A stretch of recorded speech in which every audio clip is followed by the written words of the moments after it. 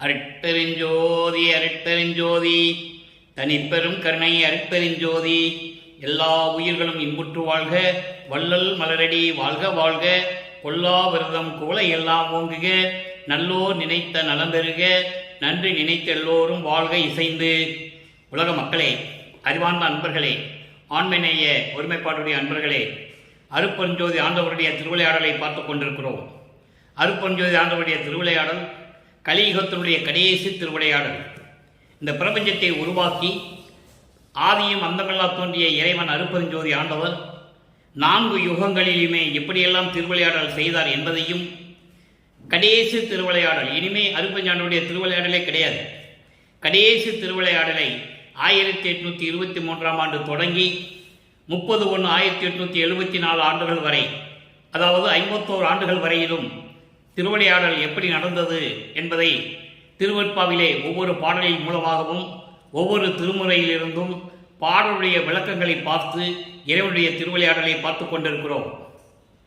இந்த 4 யுகங்களிலுமே, அதாவது கிரேத யுகம், திரேத யுகம், துவார யுகம், கலியுகம், 4 யுகங்களிலுமே சமயங்களும் மதங்களும் மார்க்கங்களும் உருவாகி சைவ சமயத்தவர்கள் சிவபெருமானை எப்படியெல்லாம் உருவகப்படுத்தினார்கள், அது வழிபாட்டு முறைகளை அமைப்பதற்காக அந்தந்த இடங்களை தேர்வு செய்து எப்படி ஆலயங்களை அமைத்தார்கள், வழிபாட்டு முறைகளை அமைத்து மக்களை எப்படி வழிபட செய்து விட்டார்கள் என்பதையும், மதங்களும் மார்க்கங்களையும் சார்ந்தவர்கள் அவர்கள் கருத்துக்கேற்றபடி அறிவுக்கு விளங்கியபடி ஆலயங்களை அமைத்து எப்படி வழிபட்டார்கள் என்பதையும், மக்களை எப்படி வழிபட செய்து விட்டார்கள் என்பதையும் ஒவ்வொரு பாடலின் மூலமாக நமது இறைவன் வல்லப்பெருமான் அவர்கள் எப்படியெல்லாம் அருளினார் என்பதை பார்த்து கொண்டிருக்கிறோம். இங்கே வல்லப்பெருமானை ஏன் இறைவன் என்று சொன்னால், ஏன் சொல்லுகிறேன் என்றால் உங்களுக்கு புரியும். விளக்கங்கள் சொல்லிக் கொண்டிருக்கும் போது உங்களுக்கு புரியும்.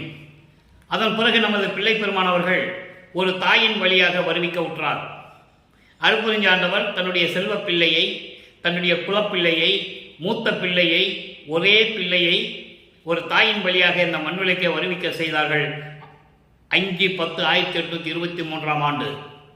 அப்போ அதற்கு முன்னால் 10 மாதம் ஒரு தாயின் வயிற்றிலே கருவறையிலே இருக்கும்போது எப்படியெல்லாம் திருவிளையாடல் செய்தார் என்பதை நாம் பார்த்து கொண்டிருக்கிறோம். அங்கே கருவறையிலே இருட்டாக இருக்கிறது என்று சொல்லும்போது ஒளி காட்டியதும், பசிக்கிறதே என்று மகன் சொல்லும்போது தந்தை கருவறையிலே சென்று அருளமுதம் ஊட்டியதையும், உடம்பு புழுக்கமாக இருக்கிறது என்று சொல்லும்போது அமுத காற்று வீசியதையும் இறைவனுடைய திருவிளையாடலை நாம் பார்த்தோம்.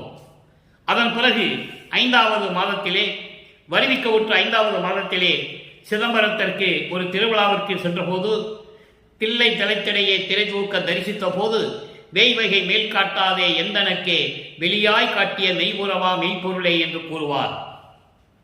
வெட்ட வெளியாக காட்டி சிதம்பர ரகசியத்தை காட்டியது. சிதம்பரம் என்பது ஒரு ஊருடைய பெயர் துவங்கிவிட்டதை தவிர சிதம்பரம் என்பது அருட்பெருஞ்சோதி. நல்லா நீங்கள் மனசில் வச்சுக்கணும். சி தம் பிளஸ் பரம், சிதம்பரம் என்பது அருட்பெருஞ்சோதி ஆண்டவர். அதுதான் சிதம்பரம் ராமலிங்கம் என்று கையெழுத்திட்டார்கள் நமது வல்லப்பெருமானவர்கள். சிதம்பரம் என்பது தந்தையுடைய பெயர், அருட்பெருஞ்சோதி ஆண்டவர் என்பதை நீங்கள் புரிந்து கொள்ள வேண்டும். அதன் பிறகு அப்படி காட்சியை ஆண்டு அருளிய பிறகு 8 ஆண்டுகள் வரையிலும் அருட்பெருஞ்சோதி ஆண்டவர் தன் மகனிடம் வரவே இல்லை. அந்த நிலையில் நமது பிள்ளைப்பெருமானவர்கள் அவருடைய மனநிலை எப்படிப்பட்டது, எப்படி இருந்தது என்பதை ஒவ்வொரு பாடலிலே கூறியிருக்கிறார்கள். அதை நாம் பார்த்து கொண்டிருக்கிறோம். 9வது ஆண்டு தொடங்கும் போது, அதாவது வருவிக்க உற்று 9வது ஆண்டு தொடங்கும் போது, நான் ஏற்கனவே அன்பர்களை கூறியிருக்கிறேன், வல்லற்பெருமானை பற்றி பேசும்போது அவருக்கு வயதை குறித்து பேசக்கூடாது. வருவிக்க உற்ற ஆண்டிலிருந்து 9 ஆண்டு, ஏனால் அவர் ஒவ்வொரு யுகத்திலையும் இருந்தவர். இறைவனுடைய திருவருளால் ஒவ்வொரு யுகத்திலையும் இருந்தவர். அதற்கு அருட்பாவிலே ஏகப்பட்ட விளக்கங்கள் இருக்கிறது, அநேக விளக்கங்கள் இருக்கிறது. அப்போ அந்த நிலையில் இருக்கும்போது 9வது ஆண்டிலே, வருவிக்க விட்டு 9வது ஆண்டிலே அருட்பெருஞ்சோதி ஆண்டவர் வந்து ஆட்கொள்ளுகிறார். ஆட்கொள்ளும் போது, மகனே நீ என் மகன், என்னால் வருவிக்க உற்றவன் என்ற நிலை மட்டும் அவருக்கு தெரிவித்துவிட்டு புன்னகையோடு சென்று மறைந்து விடுகிறார். பாடலிலே உண்டு. அதன் பிறகு இவருக்கு மறைப்பு நிலையை கொடுக்கிறார் இறைவன். என்னன்னே தெரியாதவருக்கு அந்த ஒரு நிலையை கொடுத்து விட்டு சென்று விடுகிறார் அருட்பெருஞ்சோதி ஆண்டவர். அதன் பிறகு என்ன நிலைகள் நடந்தன, திருவொற்றியூரிலே எப்படியெல்லாம் நிலைகள் நடந்தன, திருவொற்றியூருக்கு போகாமல் இருக்கும்போது நிறுத்திய போது, அவருக்கு தனிப்பட்ட ஒரு இடத்தில் இருக்கும்போது இறைவனுடைய திருவிளையாடல் எப்படி நடந்தது, சமயங்களிலும் மதங்களிலும் மார்க்கங்களில் இருக்கும்போது எப்படியெல்லாம் அந்த நெறிகளை பின்பற்றி கொண்டிருந்தார். அதன் பிறகு சுத்த சன்மார்க்கத்தை பெற்ற பிறகு இந்த சமயங்களும் மதங்களும் மார்க்கங்களும் கூடப்பட்ட நெறிமுறைகள் மக்களுக்கு தேவையில்லை, அதனுடைய வழிபாட்டு முறைகள் மக்களுக்கு தேவையில்லை என்ற நிலை வரும்போது, சுத்த சன்மார்க்கத்தை பெற்ற பிறகு இறைவனுடைய நிலையையும் தன்னுடைய நிலையையும் சுத்த சன்மார்க்கத்தின் விளக்கத்தையும், சுத்த சன்மார்க்கத்தில் மக்கள் இருந்தால் எப்படியெல்லாம் பலனை அடையலாம் என்பதையும் ஒவ்வொரு பாடலின் மூலமாக நாம் பார்த்து கொண்டிருக்கிறோம். அந்த வகையில் நாம் பார்க்க வேண்டிய பாடல் 1ஆம் திருமுறை பதிகம் 6 திருவருள் முறையீடு. திருவருள் முறையீடிலிருந்து தான் இறைவனுடைய திருவிளையாடல் தொடங்குகிறது.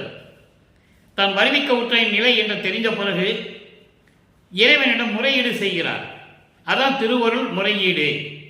இது சமயங்களிலும் மதங்களிலும் மார்க்கங்களிலும் இருந்து கொண்டிருந்த போது இறைவன் இவரை அங்கு இருக்க வைக்கிறார். நல்லா புரிஞ்சுக்கணும் நீங்க. இவர் விரும்பி இருந்தியது இல்லை. விரும்பி அந்த காலகட்டங்களில் சமயங்களிலும் மதங்களிலும் மார்க்கங்களிலும் இருந்தது இல்லை. சந்தர்ப்ப சூழ்நிலைகள், உலகியலில் இருக்கின்ற வாழ்க்கை நடைமுறைகள், இதை பார்த்துதான் இறைவன் தன் மகனை அங்கே இருக்க செய்கிறார் என்பதை பின்னாளில் நமது வல்லற்பமானவர்கள் கூறியிருக்கிறார்கள். அதற்கான விளக்கங்களை எல்லாம் நாம் பார்க்க போகிறோம். நல்லா புரிஞ்சுக்கணும். ஏன் இதை நான் சொல்றேன்னா, வல்லற்பமானவர்கள் வருவிக்க விட்டு 202 ஆண்டுகள் ஆகின்றன. இதுவரையிலும் திருவருட்பாவை கூறப்பட்ட உண்மை நிலைகளை, அருட்பெருஞ்சோதி ஆண்டவருடைய திருவிளையாடல்களை, மக்கள் தன்னுடைய மகனை எப்படியெல்லாம் ஆட்டி படைத்தார் என்பதையும் யாரும் இதுவரையும் சொல்லவில்லை. அதனால் மக்களுக்கு தெரியாது. பொதுப்படையாக பேசினார்கள். மருதில் பிறந்தார் என்றும் இந்த மாதிரி கதையெல்லாம் உலகியல் செய்திகள் எல்லாம் பார்த்து மேடைகளிலே பேசினார்களே தவிர, திருவருட்பாவில் இருக்கின்ற பாடலில் இருக்கின்ற பிரபஞ்சத்தின் உண்மைகளை மக்களிடம் விளக்கி சொன்னது இதுவரையில் யாரும் இல்லை என்பதுதான் வேதனையான விஷயம். அப்போ அந்த நிலையில் இருக்கும்போது திருவருள் முறையீடு செய்யும்போது எப்படி செய்கிறார்? இந்த நிகழ்வு நடக்கும்போது நமது வல்லற்பமானவர்கள், நமது பிள்ளை பெருமானவர்கள் வருவிக்க உற்று 9வது ஆண்டிலிருந்து 12 ஆண்டுகளுக்குள் இருந்து கொண்டிருக்கிறார். இந்த 9வது ஆண்டிலிருந்து 12 ஆண்டுகளுக்குள் 3 ஆண்டுகளுக்குள் இருக்கிற நிகழ்வுதான் திருவருள் முறையீடு. அதை பார்க்க போறோம். திருவருள் முறையீடு பார்த்த பிறகு, திருவொற்றியூருக்கு போன பிறகு, அப்புறம் திருவொற்றியூரிலிருந்து நின்ன பிறகு அதிசய மலையிலே எப்படியெல்லாம் கூறுகிறார் என்பதையும் 4ஆம் திருமுறையிலே, அதன் பிறகு 6ஆம் திருமுறைக்கு வரப்போகிறோம். இது சுருக்கம், தினமும் சொல்ல வேண்டிய சுருக்கம், முன்னுரை என்று கூட சொல்லலாம். அப்போ இறைவனுடைய திருவிளையாடலை இப்ப நம்ம பார்க்க போறோம். இவர் எப்படி திருவருள் முறையீடு செய்கிறார், எப்படி முறையீடு செய்கிறார் இறைவனிடம் நல்லா கவனிங்க. கற்கோட்டை நெஞ்சு அருந்தம்பால் அடுத்தவருக்கு சும்மா சொற்கோட்டை ஆயினும் கட்டுவர், நின்னை துணிந்து அடுத்தேன் அற்கோட்டை நெஞ்சுடையேனுக்கு இறங்கில்லை, அன்று உளவா நெற்கோட்டை ஈந்தவன் நீ இல்லையோ முக்கண் நின்மலனே. பாடல் படிக்கும்போது உங்களுக்கு புரியாது, ஏன்னா அதனுடைய விளக்கம் உங்களுக்கு தெரியாதுல்ல. பாடல் ஒரு பக்கம் இருக்கட்டும், கடினமாக இருந்தாலும் விளக்கம் எளிமையாக இருக்கும். நீங்கள் நல்லா கவனிச்சுட்டே வரணும். அதாவது உலகியலில் சொல்லுவாங்க, உலகியல் என்ன சொல்லுவாங்க, பேசியே கோட்டை கட்டுறான்டாவன்னு சொல்லுவாங்க. ஒரு ஆளை பார்த்து சும்மா பேசியே கோட்டை கட்டிக்கிட்டு இருக்கான்னு சொல்லுவாங்கல்ல, அந்த பழமொழியை வைத்து ஒரு பாடலிலே கூறியிருக்கிறார்கள். உலகியலிலே மனிதர்களுடைய நிலை என்ன, அந்த உலகியலில் இருக்கின்ற மனிதர்களுடைய நிலை என்ன, என்னுடைய நிலை என்ன என்பதை இந்த பாடலிலே கூறுகிறார். அதோடு மட்டுமல்லாமல் ஒரு காலத்திலே திருவாரூரிலே நடந்த ஒரு திருவிளையாடலையும் சொல்லுகிறார். நல்ல கவனிக்கணும். கற்கோட்டை என்பது கல்லால் கட்டப்பட்ட ஒரு கோட்டை. உலகியலிலே இருக்கின்றவர்கள் தாங்கள் என்ன செய்வாங்க, அவங்க கல்லால் கோட்டை கட்டி நெஞ்சு உரம் இல்லாதவன், அதாவது மனது உரம் இல்லாதவன் என்றால் ஒரு உறுதியான உள்ளம் இல்லாதவன், உறுதியான நிலையான மனம் இல்லாதவன். அதான் கற்கோட்டை நெஞ்சு அருந்தம்பால் என்று சொல்லுகிறார். சும்மாவது அவனுக்கு அந்த இறுதியான ஒரு மனசு இருக்காது. அவன் என்ன பண்ணுவான், சும்மாவது வாய் வழியா பேசி கோட்டை கட்டுற மாதிரி பேசுவான். தான் தான் பெரியவன், என்ற நிலையில் பேசுவார்கள் உலகில் இருக்கின்றவர்கள். அதை சொல்றாரு, உலகியல் வாழ்க்கையில் இருப்பவர்கள் கல்லால் கட்டப்பட்ட கோட்டை போன்று உறுதியான நெஞ்சு இல்லாவிட்டாலும் கூட மற்றவர்களிடம் பேசும்போது சும்மா சொல்லால் பேசி நம்ப வைத்து காரியத்தை சாதித்து விடுவார்கள். அதுதான் அந்த வரிக்கு அருள் பொருள். எந்த வரிக்கு? கற்கோட்டை நெஞ்சு அருந்தம்மாள் அடுத்தவருக்கு சும்மா சொற்கோட்டையாயினும் கட்டுவர். உலகில் இருக்கின்ற அப்படிதான் பேசுவாங்க. சும்மா வாய் வழியை பேசி வாய் சாமர்த்தியம் சொல்லுவாங்க, பேசி கோட்டை கட்டுவது போல பேசுவாங்க. ஆனா அவனிடம் ஒண்ணுமே இருக்காது, அவங்ககிட்ட ஒரு விஷயம் இருக்காது, ஒண்ணுமே இருக்காது. அதை தான் சொல்லுகிறார். அடுத்து பாருங்க, அப்படியெல்லாம் மக்களை நம்ப வைத்து காரியத்தை சாதித்துக் கொள்வார்கள். நான் அப்படி அல்ல. அடுத்து சொல்றாரே, நான் அப்படி அல்ல. இந்த வலுவில்லாத மனம் இல்லாவிட்டவனும் கூட, உறுதியான மனம் இல்லாதவன என்றாலும் கூட, நான் உன்னை சார்ந்து விட்டேன், உன்னை உறுதியாக பிடித்து விட்டேன். ஏனென்றால் உன்னால் வருவிக்க உற்றவன் என்ற நிலை எனக்கு தெரிந்து விட்டது. உன்னை உறுதியாக பிடித்துக் கொண்டேன், நான் உன்னை விடமாட்டேன், உறுதியாக பிடித்துக் கொண்டேன். நீ இதுக்கு மேலும் இறங்கவில்லை என்றால், என் மீது இரக்கம் காட்டி அருளவில்லை என்றால் நான் என்ன செய்வேன்? எவ்வளவு அற்புதமா சொல்றார் பாருங்க. இதுக்கு மேலேயும் நீ இறங்கி, உன் உள்ளம் இறங்கி எனக்கு அருளவில்லை என்றால் நான் என்ன செய்வேன்?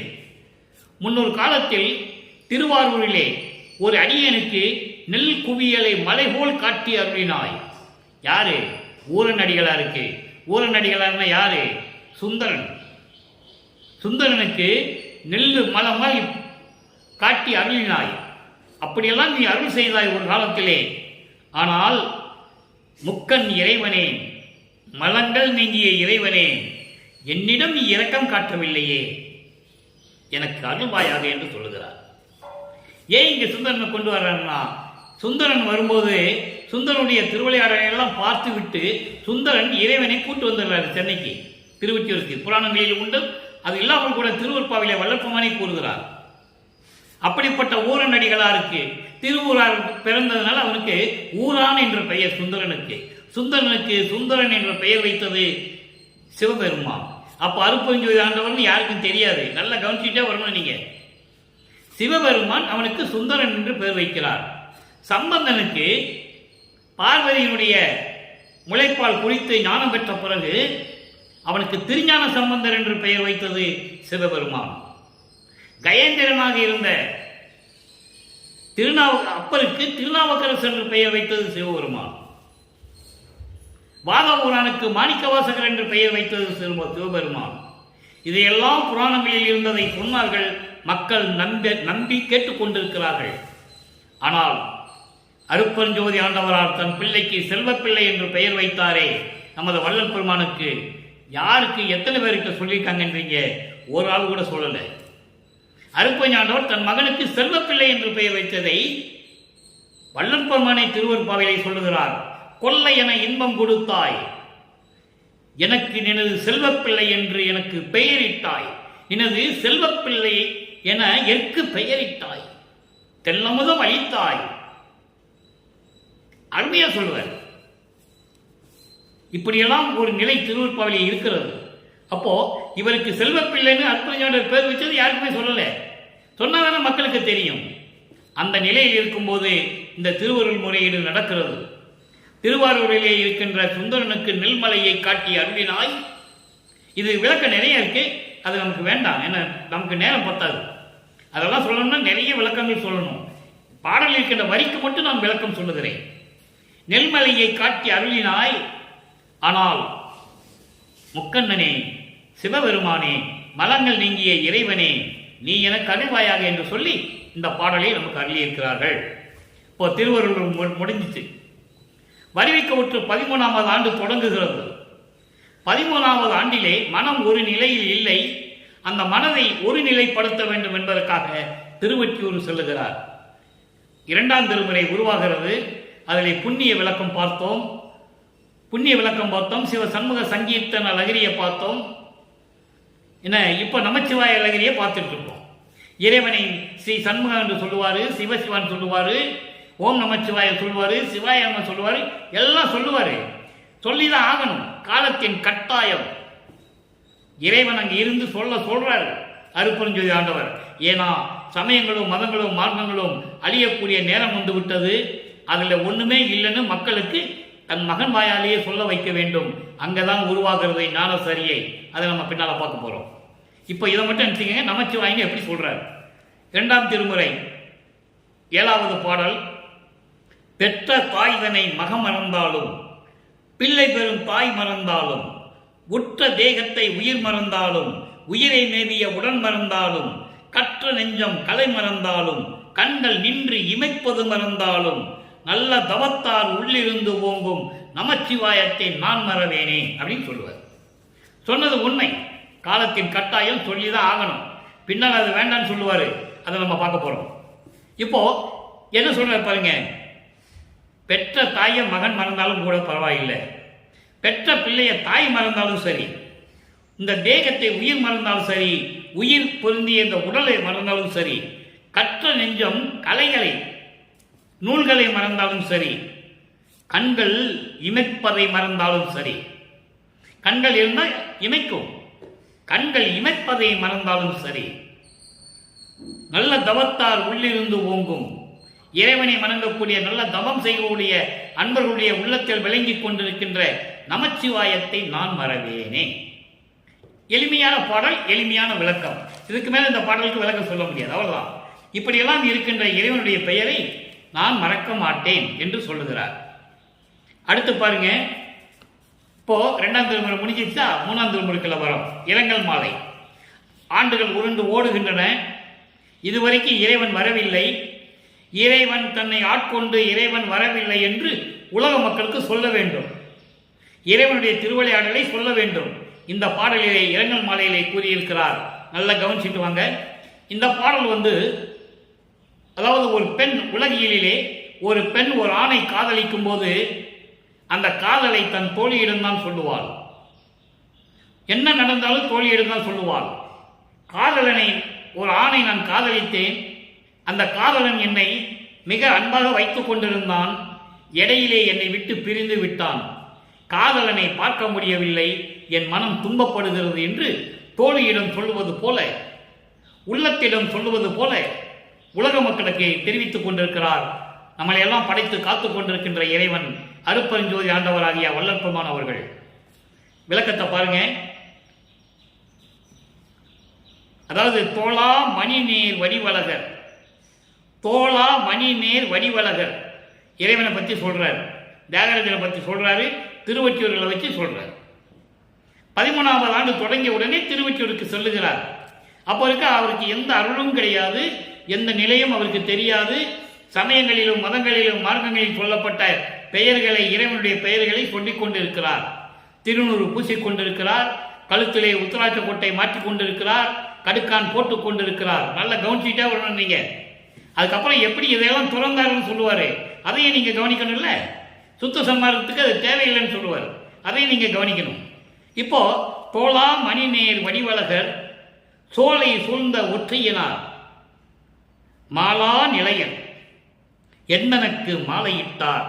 நான் ஏற்கனவே சொல்லியிருக்கிறேன், மாலையிட்டார் என்பது ஆட்கொண்டார். 9வது ஆண்டிலே வருவிக்க உற்று 9வது ஆண்டிலே என்னை ஆட்கொண்டார். மறுவிலர், மறுபடியும் வரல.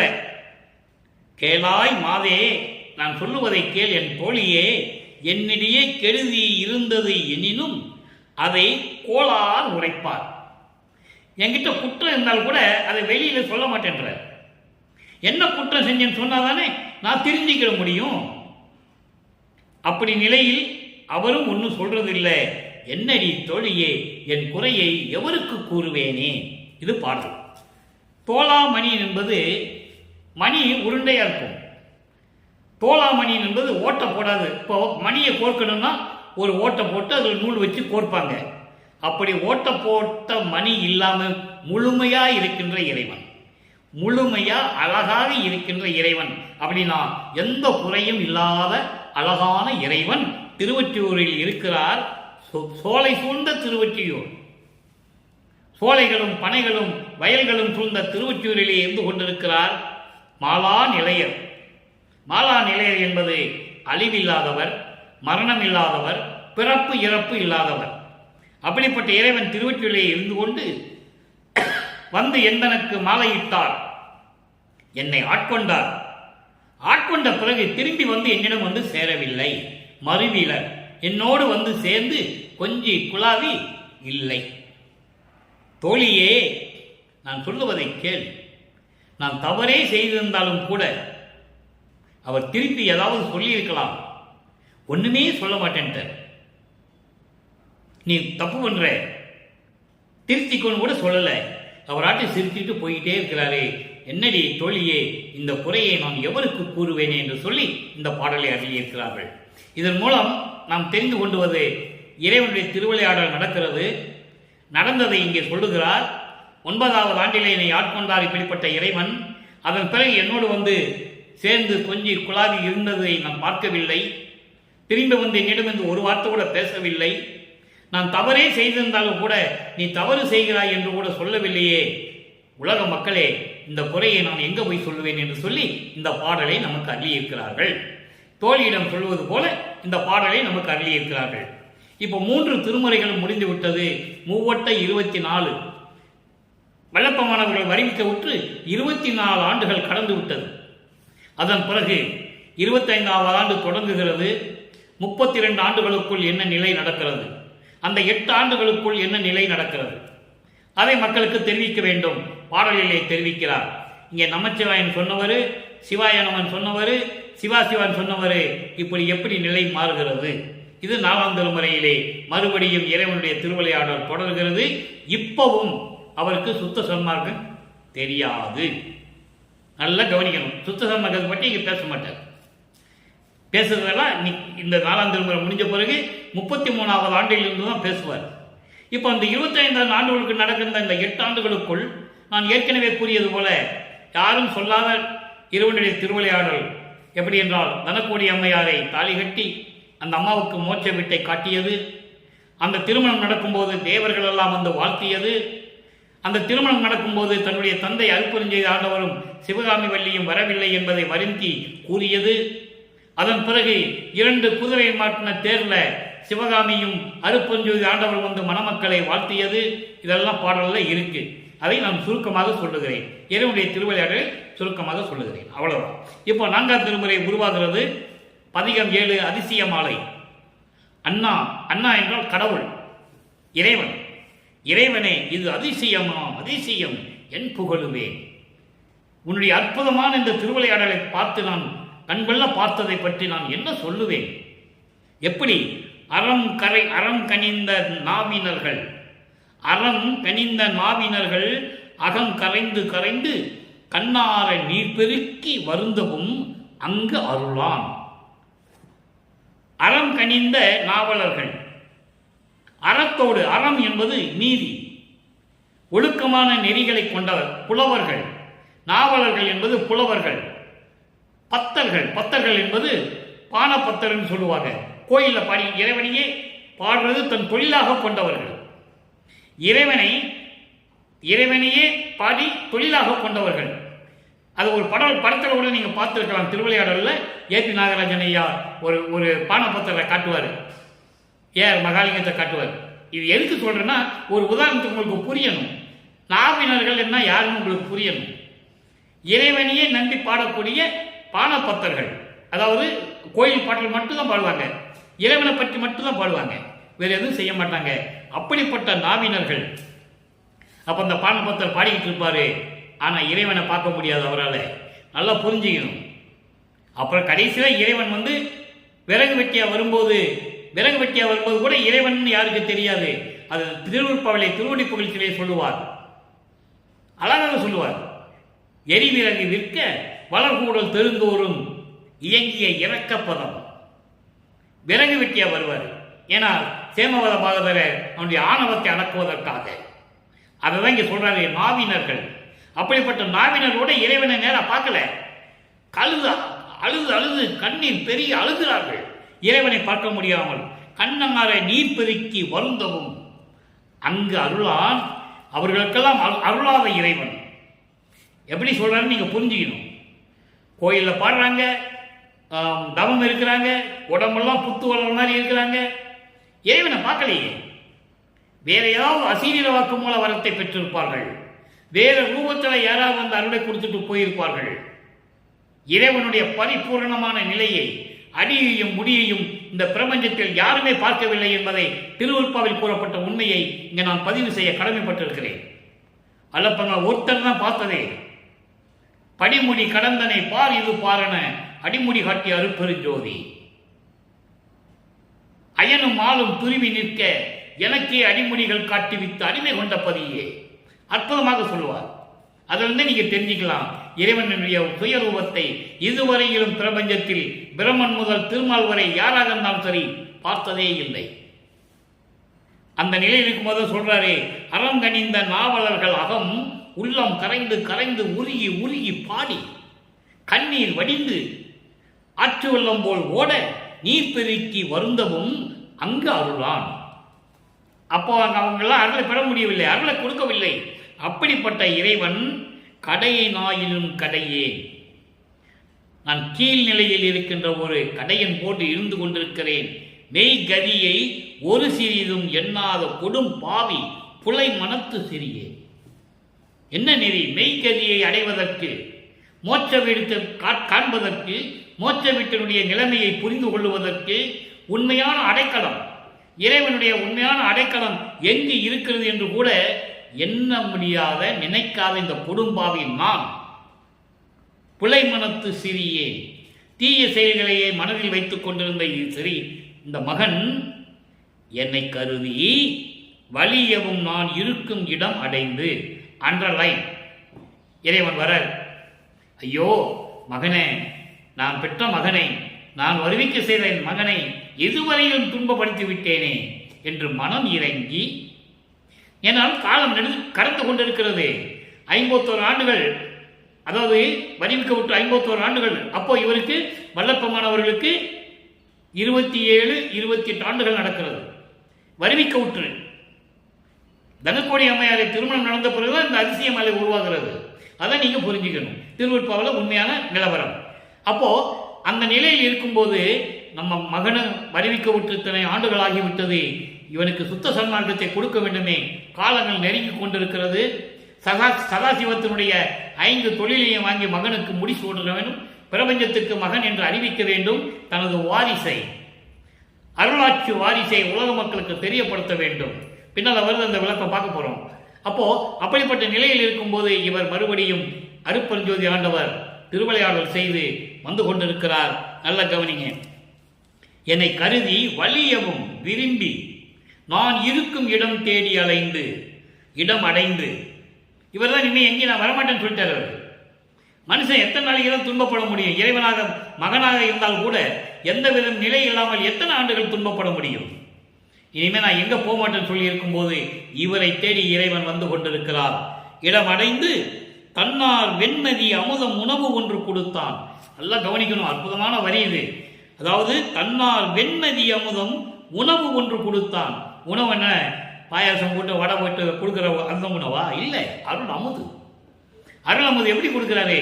தன்னார் வெண்மதி அமுதம், சுத்தமான குளிர்ந்த மதி மண்டலத்து அமுதம் என்று சொல்லுவார். மதி மண்டலத்து அமுதம் வாயார உண்டே பதிமண்டலத்தர சுகன நிதியே பாட்டு இருக்கு. சிவயோக நிலையில் இந்த பாட்டு இருக்கு.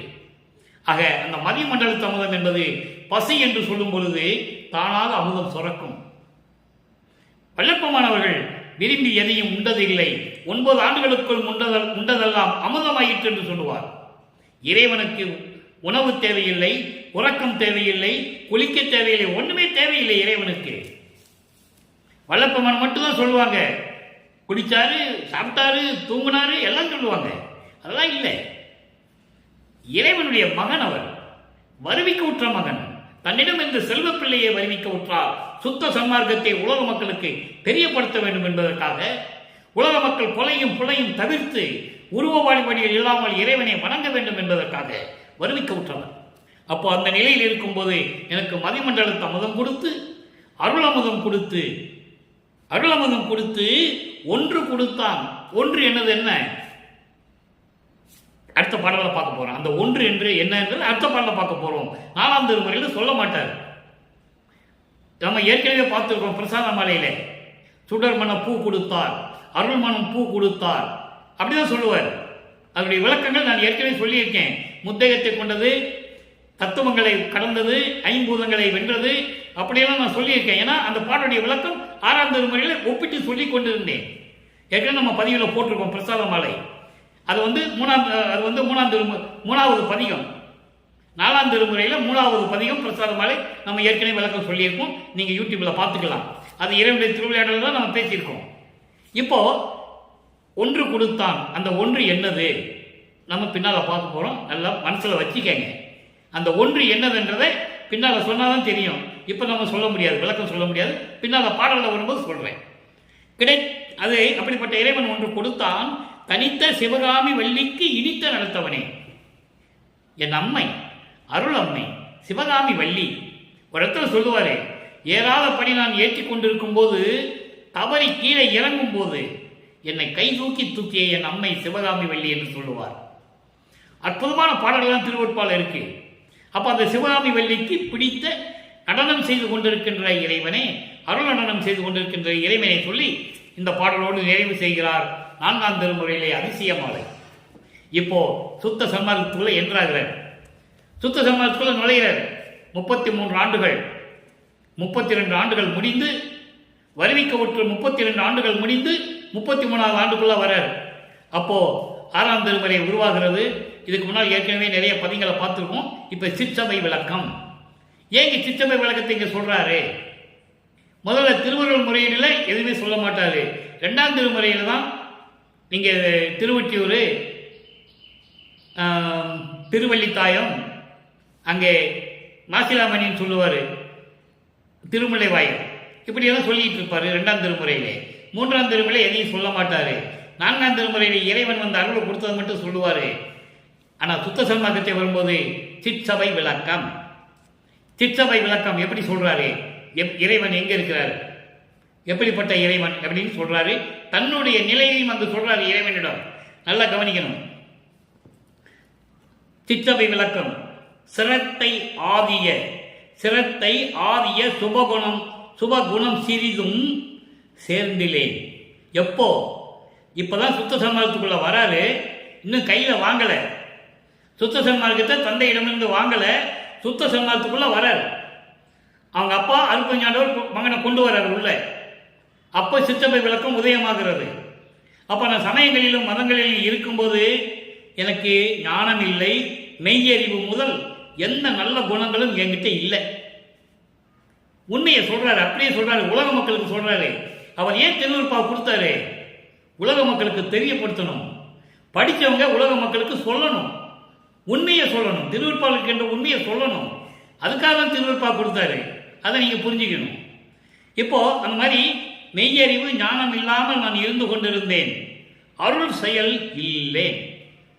உன்னை பற்றி பாடுவதற்கு எந்த விதமான மனநிலையிலே எனக்கு அருள் செயல் இல்லை, பக்தியோடு இல்லை நான் என்று சொல்கிறார். சாகா வரத்தை வேண்டினேன். எங்க சாகா வரம் வேண்டாரு? அங்க இருக்கும்போதெல்லாம் சொல்ல மாட்டாரு. சுத்த சன்மார்க்கத்துக்குள்ள வரும்போது கேட்கிறாரு, சாகா வரத்தை வேண்டினேன், வந்து நிற்கின்றேன் அண்டர்லைன். உன்னால் வருவிக்க உற்று இந்த மண்ணுலகிலே 9 ஆண்டுகள் வரையில் நான் துன்பப்பட்டு 9வது ஆண்டிலே என்னை ஆட்கொண்டு அதன் பிறகு என்னை சமயங்களிலும் மதங்களிலும் மார்க்கங்களில் ஈடுபட செய்து பல துன்பங்களை என்னை அனுபவிக்க வைத்து நான் பட்ட துன்பங்களை எல்லாம் விட்டு இப்ப நீ சுத்த சன்மார்க்கத்துக்குள்ள வான்னு சொன்னேன், வந்துட்டேன். சாகாவரத்தை வேண்டினேன், இப்போ உன் முன்னால வந்து நிற்கிறேன், எனக்கு பதில் சொல்லு. அது சொல்றாரே, வள்ளலே உன்றன் மனக்குறிப்பு அறியே. இறைவா அருப்பெருஞ்சோதியே. இங்கதான் அருப்பெருஞ்சோதி சொல்லுவாரு 6ஆம் திருமுறையில தான். அருப்பெருஞ்சோதி ஆண்டவரே, உன் மனத்தில் உள்ளத்தில் என்ன இருக்குது எனக்கு தெரியாது. அடுத்து சொல்வார் பாருங்க, கரத்தை நீ உளம் கடையன் என்று என்னை நீ கைவிடேல் ஒரு கணம் இனி ஆற்றேன். இவன் விஷத்தை விட, கொடிய விஷத்தை விட மோசமானவன் அப்படின்னு சொல்லி என்னை நீ கைவிட்டுட்டேன்னு வச்சுக்கோ, ஒரு நிமிஷம் கூட நான் உயிரோடு இருக்க மாட்டேன். அதெல்லாம் என்னால் சகித்துக் கொள்ள முடியாது. இத்தனை ஆண்டுகள் நான் சகித்துக் கொண்டதே போதும், இனிமேல் என்னால் இருக்க முடியாது. தரத்தை ஈந்தருள்வாய். நான் வேண்டியதை நீ கொடுத்தே ஆகணும். உன்னால் வருவிக்க உற்றவன். இந்த சமயங்களிலும் மதங்களில் ஈடுபட்டு இத்தனை துன்பங்களையும் நான் அனுபவித்தவன். இனிமேல் நான் இதெல்லாம் சகித்துக் கொள்ள இருக்க முடியாது. நான் வேண்டியதை நீ கொடுத்தே ஆக வேண்டும். அருள்வாய் வடல் அரசே, வடலூரில் இருக்கின்ற சத்தியஞான சபையில் இருக்கின்ற தனி பெரும்பதியே, அருப்பெருஞ்சோதி ஆண்டவரே, என் தந்தையே என்று சொல்லுகிறார். சத்திய சபை தனி பெரும்பதியே என்று சொல்லுவார். இப்போ சிற்சபை விளக்கம் முடிஞ்சிருச்சு. இப்போ வடலூரில் இருக்கின்ற இறைவன் அருப்பெருஞ்சோதி சொல்லியாச்சு. சாகாவரத்தை கேட்கறதுக்காக உங்ககிட்ட வந்து நிற்கிறேன்னு சொல்லியாச்சு. இனிமே இதெல்லாம் பொறுத்துக்க முடியாது. உன் திருவிளையாடலை தோடு நிறுத்திக்கோன்னு சொல்ற. எனக்கு நீ வரத்தை கொடு, வடலூரில் இருக்கின்ற இறைவனை அருப்பெருஞ்சோதி ஆண்டவரை சொல்லி சிற்சபை விளக்கத்தை கொடுத்துட்டார். அடுத்து பாருங்க, திருவடி முறையீடு. நல்லா கவனிக்கணும். திருவடி முறையீடு, அங்கே திருவருள் முறையீடு. சமயங்களிலும் மதங்களிலும் மார்க்கங்களில் இருக்கும்போது இறைவனை இந்த உலக மக்கள் எப்படியெல்லாம் கூப்பிட்டார்களோ அதே மாதிரி இவரும் சொல்லி எனக்கு அருள் செய்யணும் சொல்லி திருவருள் முறையீடு 1ஆம் திருமுறையில் சொன்னார். இப்போ திருவடி முறையீடு 6ஆம் திருமுறையிலே ஒப்பிட்டு பார்க்கும்போது நல்லா நீங்க புரிஞ்சுக்கணும். அடாத காரியங்கள் செய்தனன், அற்புதமா சொல்லுவார். சமயங்களிலும் மதங்களிலும் இருக்கும்போது தேவையில்லாத காரியங்கள் எல்லாம் நான் செய்து கொண்டிருந்தேன். உண்மைதான், தேவையில்லாத காரணங்கள் செய்து கொண்டிருந்தேன். தெருத்துவா அலைஞ்சது, அங்க போய் சிவபெருமானன் சொன்னது, தியாகராஜ பெருமான் சொன்னது, நடராஜன் சொன்னது, சொக்கநாதன் சொன்னது எல்லாம் உண்மைதான். அடாத காரியங்கள் செய்தேன், எனக்கு தெரியாது. திருநீர் பூசிக்கிட்டு இருந்தேன், உத்தராட்ச மாலையை போட்டுக்கிட்டு இருந்தேன், அடுக்கான் போட்டுக்கிட்டு இருந்தேன், நான் நமச்சிவாயா சிவாயனமெல்லாம் சொல்லிட்டு இருந்தேன். நேற்று ஒரு பாடலை பார்த்தோம், சிவாய நம என போலும் என்னை தெளிவான் ஆக்கி என்று சொல்லுவார். நேற்று பாடல்ல அப்படிலாம் சொல்லிட்டு இருந்தவனை இனிமேல் வேண்டாம் சொல்லாதன்னு சொல்லி என்னை தெளிவுபடுத்தினாய். ஏன் தெளிவுபடுத்தினாரு? சுத்த சன்மார்க்கத்தை கொடுக்கணும். சுத்த சன்மார்க்கத்தை கொடுத்த பிறகு சிவனே, நடராஜனே, தியாகராஜ பெருமான் சொல்லிட்டு இருக்க முடியாது. அருப்பெருஞ்சோதி சொல்லணும். அதுக்காக படிப்படியாக, அதாவது ஸ்டெப் பை ஸ்டெப் தன் மகனை கொண்டு வந்து கொண்டிருக்கிறார். இவர் போகல, எல்லாமே இறைவனுடைய செயல். திருவிளையாடல். அடுத்து பாருங்க, அடாத காரியங்கள் செய்தனன் எனினும் அப்பா நீ அடியேன் தன்னை விடாதவாறு அறிந்தே கழித்திருக்கின்றேன். நீ என்னை வருவிக்க செய்து சமயங்களிலும் மதங்களிலும் மார்க்கங்களில் இருக்க செய்து என்னை தேவையில்லாத காரியங்கள் எல்லாம் செய்ய சொல்லி இருந்தாலும் அப்பா இந்த அடியேனே நீ கைவிட மாட்டேன்னு சொல்லி தான் நான் மகிழ்ச்சியோடு இருந்து கொண்டிருக்கிறேன். ஏன்னா வருவிக்கொண்டு தெரிஞ்சு போச்சு இல்ல, என்னைக்காவது இருந்து ஒரு நாள் அருள் கிடைக்கும்ல அப்படின்னு விடாதவாறு அறிந்தே கழித்திருக்கின்றேன். உன்னை விடாமல் கட்டியா பிடிச்சிட்டு இருக்கேன் இருக்குமா. விடுதியோ விட்டுடுவாயே, விடுதியோ விட்டுருவாயோ, அப்படி விட்டுட்டா என்னை கை விட்டுட்டா உடாத வெற்றரை நேர்ந்து உயர்ந்துவேன். நீ விட்டுட்டா நான் என்ன பண்ண முடியும்? திருப்பி இந்த சமயங்களும் மதங்களும் மாற்றங்களும் எனக்கு பிடிச்சி இழுத்துக்குவான். திருப்பி அங்கே போய் நான் துன்பப்பட்டு இருப்பேன். வீணா போனவங்ககிட்ட போய் சிக்கிட்டு துன்பப்படணுமா? கேட்கிறாரு. விடாத வெற்றனை வீணா போனவன். இந்த சமயங்களில் மதங்களில் மார்க்கங்களில் சேர்ந்துட்டு வீணா போனவங்ககிட்ட போய் திருப்பி மட்டும் போய் சேர்ந்து துன்பப்படணுமா? என்னை விட்டுடாத அப்பா. ஐயோ, உன் அருள் அடைய நான் இங்கே, உன் அருள் அடைய இங்கே. இங்கே நின்று அண்டர்லைன். இங்கே என்பது இந்த மண்ணுலகிலே இப்பொழுது படாத பாடுகள்லாம் பட்டனன். படாத பாடுபட்டேன். எவ்வளவு துன்பத்தை நான் அனுபவிச்சிருக்கேன், எவ்வளவு ஏமாற்றத்தை அனுபவிச்சிருக்கேன், எப்படி பழிகள் எல்லாம் நான் சுமந்துக்கிட்டு இருந்தேன், எவ்வளவு கேவலப்பட்டேன் இப்படிலாம் சொல்றேன். எவ்வளவு அற்புதம் பாருங்க. யாரும் இந்த பிரபஞ்சத்தில் இப்படியெல்லாம் இறைவன் கூட போய் சொன்னதுன்னு சொல்றீங்க? யாருமே இல்லை. தந்தைக்கும் மகனுக்கும் எவ்வளவு உறவு, எவ்வளவு உரையாடல் நடக்கிறது என்பதை திருவிற்பாலை பார்க்கும்போது, அதை கேட்கும் போதும் படிக்கும் போதும் உடம்பு அப்படி மெய் சிலிர்க்கும். படாத பாடுபட்டு விட்டேன், அந்த பாடு எல்லாம் நீ அறியாயோ, இதெல்லாம் உனக்கு தெரியாதா என்று சொல்லி அந்த இதை பிடிக்கிறார். இப்போ பிள்ளை பெரு விண்ணப்பம். இவனை சும்மா விடக்கூடாது, ஏற்கனவே ஏமாத்திட்டு இருந்தவர் தானே, திருவிளையாடல் செய்து கொண்டு விண்ணப்பம் வைக்கிறார் பாருங்க. 65வது பாடல், அதிகம் 20, பிள்ளை பெரு விண்ணப்பம் 65. நடுநிலை இல்லா கூட்டத்தை, நல்லா கவனிக்கணும், நடுநிலை இல்லா கூட்டத்தை கருணை நன்னிடா அரையறை, நாளும் கெடுநிலை நினைக்கும் சற்று அதிகார கேடரை, பொய்யலால் கிடைத்தாய் படு நிலையவரை பார்த்த போதெல்லாம் பயந்தனன். சுத்த சன்மார்க்கம் விடுநிலை. இங்கதான் சுத்த சன்மார்க்கத்தை பற்றி சொல்றாரு, நல்லா கவனிக்கணும். சுத்த சன்மார்க்கம் விடுநிலை உலக நடையெல்லாம் கண்டே வெறிவினேன் வெறிவினேன் என்றாய் பாடல். அது விளக்கம் பாருங்க.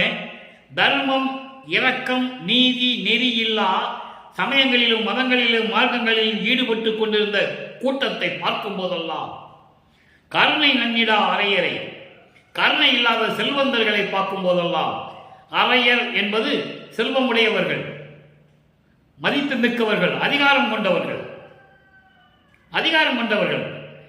அந்த அதிகாரம் அதான் கேடர்னு சொல்றாரு, அரை கேடர்னு சொல்றாருல, அந்த கேட்டகரின்னு சொல்லுவாங்க இங்கிலீஷ்ல, அதை இங்க சொல்றாரு. கருணை நன்னிடா அரையரை, அப்படிப்பட்ட செல்வந்தர்களை பார்க்கும் போதெல்லாம் நாளும் கெடுநிலை நினைக்கும் சற்று அதிகார கேடரை, தினமும் தீய செயல்களையே மனதில் வைத்துக் கொண்டிருக்கின்ற சிற்றன்பம் காணும் தீயவர்களை பார்க்கும் போதும், பொய்யால் களத்தால் படுநிலையவரை பார்த்த போதெல்லாம், பொய்யை தவிர வேறு எதுவுமே அவன் சொல்றதில்லை, அப்படிப்பட்டவர்களை எல்லாம் பார்க்கும் போதெல்லாம் பயந்தனன்.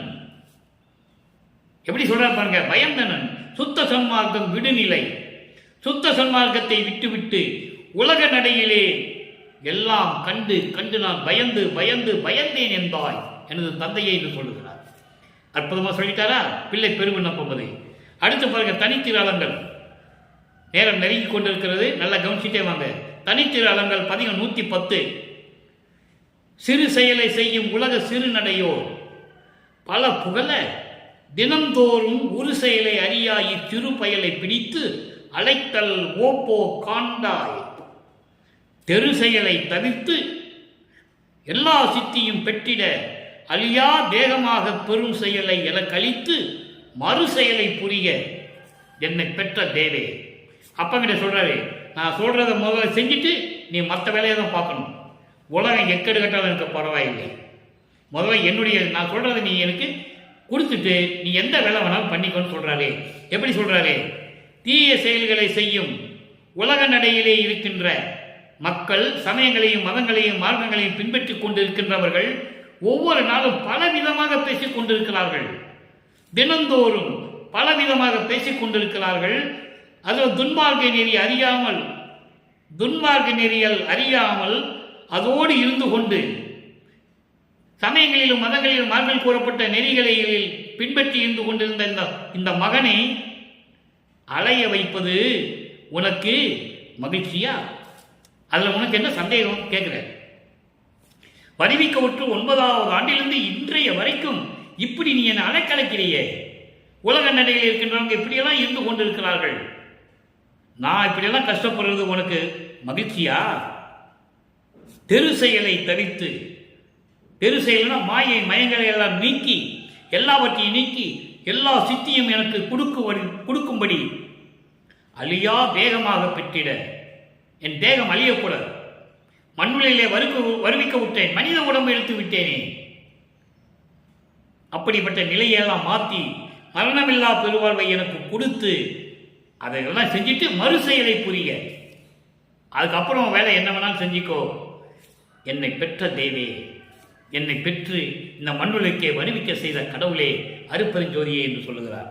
அடுத்து பாருங்க, இப்போ இதுக்கெல்லாம் பதில் வேணும்ல கேட்குறாரு. இதை கொடுத்துட்டு மற்ற வேலை பார்க்க கேட்குறாருல, அதுக்கு பதில் சொல்றாரு பாருங்க. மாணவ நிலைக்கு மேலே வியங்கிய ஒளியே, மன்றில் தானவ நடம் செய்கின்ற தனிப்பெரும் தலைவனே, என் கோவை மாயை எல்லாம் குலைந்தன, செத்துன்ற செத்து ஒளிஞ்சிருச்சு எல்லாமே, வினைகளோட ஆணவம் இருளை நீக்கி அலறியும் எழுந்தது அன்றே. மாணவ நிலை என்பது 16வது நிலை, கடவுள் நிலை அறிந்து அம்மயமாகின்ற நிலை. ஏமசித்தி, சாகா கல்வி, தடைகளை நிக்கிரம் செய்தல், அதுக்கப்புறம் மாணவ நிலை. மாணவ நிலை என்பது கடைசி நிலை, கடவுள் நிலை. அப்படி அது மேலே விளங்கிக் கொண்டிருக்கின்ற அருப்பெருஞ்சோதியே, சத்திய ஞான சபையிலே அருளனம் செய்து கொண்டிருக்கின்ற இறைவனே, திருச்சிற்றம்பலத்திலே விளங்கிக் கொண்டிருக்கின்ற இறைவனே, தனி பெரும் தலைவனே, சுத்த சன்மார்க்கத்தின் தலைவனே, என் கோணவ மாயையெல்லாம் குலைந்தன, என்னை பிடித்துக் கொண்டிருந்த வெவ்வேறு மாயைகள், சமயங்கள், மதங்கள், மார்க்கங்கள் எல்லாமே வடிந்து விட்டன, ஒளிந்து விட்டன, செத்து விட்டன. வினைகளோடைய ஆணவம் இருளை நீக்கி என்கிட்ட இருந்த வினைகள் மட்டுமல்ல, ஆணவம், அறியாமை போன்றவைகளை நீக்கி அலறியும் எழுந்தது. அருட்பெருஞ்சோதி எனக்கு கிடைத்தது. அப்பொழுதே அலறி என்பது அருட்பெருஞ்சோதி. எவ்வளவு அற்புதமா சொல்றாரு பாருங்க. இதெல்லாம் கேட்டுட்டு இறைவன் தன் தந்தையை கொடுத்தையும் சொல்லிட்டார். அப்ப இறைவனுடைய திருவிளையாடல் எப்படி நடந்தது நீங்க புரிஞ்சுக்கணும். அடுத்து சிவஜோதி 118வது பதிகம் 28வது பாடல். நல்லா கவனிங்க. 4 வரி தான், எளிமையான வரி. இறைவனுடைய திருவிளையாடல் அங்க அற்புதமா சொல்லுவார். தன்னகிரல் இல்லாதோர் ஜோதி, தனக்கு நிகர் யாருமே இல்லை என்ற நிலையில் இருக்கின்ற அருட்பெருஞ்சோதி. சுத்த சன்மார்க்க சங்கம் தழுவிய ஜோதி. அருமையான இடம். சுத்த சன்மார்க்கத்தின் தலைவன் யார்? அருட்பெருஞ்சோதி. ஆன்ற சன்மார்க்கம் அணிபெற என்னைத்தான் ஈன்று அமுதளித்த இனிய நற்றாயே. சுத்த சன்மார்க்கத்தை உலக மக்களுக்கு சொல்வதற்காகத்தானே என்னை வருவிக்க செய்தாய். அகத்தை கருத்து புறத்தை வெளுத்திருந்த சக அனைவரையும் திருத்தி சன்மார்க்கத்தை அடைவத்திட அவரும் இகத்தை பரத்தை பெற்று மகிழ்ந்திடுவதற்கென்றே அன்றலைன் உலக மக்கள் அத்தனை பேரும் மகிழ்வோடு இருக்க வேண்டும் என்பதற்காகவே என்னை உகத்தே இறைவன் வருவிக்க உற்றேன். இறைவனால் இறைவனாகவே வருவிக்க உற்றேன். அருளை பெற்றேன் என்று சொல்லுவார். இந்த யுகத்தினுடைய கடைசி யுகத்தினுடைய கலியுகத்தினுடைய கடைசி திருவிளையாடல் அருட்பெருஞ்சோதி ஆண்டவர் என்னை, அவருடைய மகனை இந்த மண்ணுலகிற்கு ஒரு தாயின் வழியாக வருவிக்க செய்தது. காரணம், உலக மக்களை எல்லாம் சன்மார்க்கத்தில் சேர்க்க வேண்டும் என்பதற்காக. அதை தான் இங்கே சொல்றாரு. சுத்த சன்மார்க்க சங்கம் தழுவிய அருட்பெருஞ்சோதி, என்னுள் நிறைந்த மெய்ஜோதி, என் உள்ளத்தில் பரிபூர்ணமாக விளங்கிக் கொண்டிருக்கின்ற அருட்பெருஞ்சோதி. இறைவனின் திருவிளையாடல் எப்படி நடந்ததுன்னு சொல்றாரு ஒவ்வொரு பாடல் மூலமா. அதைத்தான் நம்ம பார்த்துட்டு இருக்கோம். அதுக்கு சொல்ற பாருங்க, என்னை ஈன்று வந்துச்சா, வரி வந்துச்சா, என்னை ஈன்று ஐந்தொழில் செய் என்று ஏவிய ஜோதி. என்னை இந்த மண்ணுக்கு வருவிக்க செய்து பிரம்மன், திருமால், ருத்திரன், மகேஸ்வரன், சதாசிவம் இவர்கள் பார்த்து கொண்டிருந்த 5 தொழில்களையும் புடுங்கி, அவர்கள் ஆயுள்காலம் முடிந்து விட்டது, செயல்காலம் முடிந்து விட்டது, 5 தொழில்களையும் வாங்கி நீ செய் மகனே என்று எனக்கு கட்டளையிட்ட அருட்பெருஞ்சோதி. எவ்வளவு அற்புதம் பாருங்க. அப்படிப்பட்ட வள்ளல் பெருமானை ஒரு சாதாரண மனிதனாக சித்தரித்து, ஒரு முனிவனாக சித்தரித்து, ஒரு துறவியாக சித்தரித்து, ஒரு சித்தராக சித்தரித்து, யோகி, போகி, கதையாசிரியர், பாடலாசிரியர் என்றெல்லாம் சித்தரித்து உலக மக்களை நம்ப வைத்து விட்டார்கள். உலக மக்களே, இனிமே அதெல்லாம் யாரும் நம்பாதீங்க. இதுக்கு மேல ஒரு வரி சொல்லவே முடியாது விளக்கம். என்னை ஈன்று ஐந்தொழில் செய்யென்று ஏவிய ஜோதி. எப்படிப்பட்டவர்? இன்னைக்கு 5 தொழிலையும் செய்து கொண்டு நம்மளையெல்லாம் படைத்துக் கொண்டு இந்த பிரபஞ்சத்தை இயக்கிக் கொண்டிருக்கிறது யார்? தன் தந்தையின் கட்டளைப்படி. ஏன்னா 2 பேரும் ஒன்னாயிட்டாங்க. அருட்பெருஞ்சாண்டவர் மகனோட வந்து ஒன்னா சேர்ந்துட்டாரு. இவர் போகல, அவர் தான் வராரு. ஏன்னா 51 நாள் கழிச்சு திருவிளையாடலை முடிக்கணும். 51 ஆண்டுகள் நடந்த திருவிளையாடலை முடிக்கணும் இல்ல. அப்போ இவரை இறைவனாக்குகிறார். அதை சொல்றாரு, என்னை ஈன்று ஐந்தொழில் செய்யென்று ஏவிய ஜோதி. ஆக அன்பர்களே, அப்படிப்பட்ட இறைவனை சுத்த சன்மார்க்கத்தில் சேர்ந்து சமயங்களும் மதங்களும் மார்க்கங்களில் கூறப்பட்ட நெறிகளை எல்லாம் விட்டுவிட்டு, அதெல்லாம் தேவையில்லை. இனிமேல் சங்கற்ப வகுப்பங்கள்லாம் தேவையே இல்லை. கொலையும் புலையும் தவிர்த்து சைவ நெறியில் இருந்து கொண்டு தீப வழிபாடு செய்து கொண்டு இறைவனை வணங்கி அருட்பெருஞ்சோதி அருட்பெருஞ்சோதி தனிப்பெருங்கண்ணை அருட்பெருஞ்சோதி என்ற மகாமந்திரத்தை உச்சரித்து இறைவனுடைய செல்வங்களையும் அருளையெல்லாம் பெற்றுக்கொண்டு இந்த வையகத்திலே நீங்கள் வாழ்வாங்க வாழ வேண்டும் என்று இறைவனுடைய தயவோடையும் கருணையோடையும் வாழ்த்தி இந்த வள்ளலார் ஊழியன் விடைபெறுகிறேன். மீண்டும் நாளை சந்திப்போம். அருட்பெருஞ்சோதி ஆண்டவருடைய திருவிளையாடல் தொடரும். நன்றி, வணக்கம்.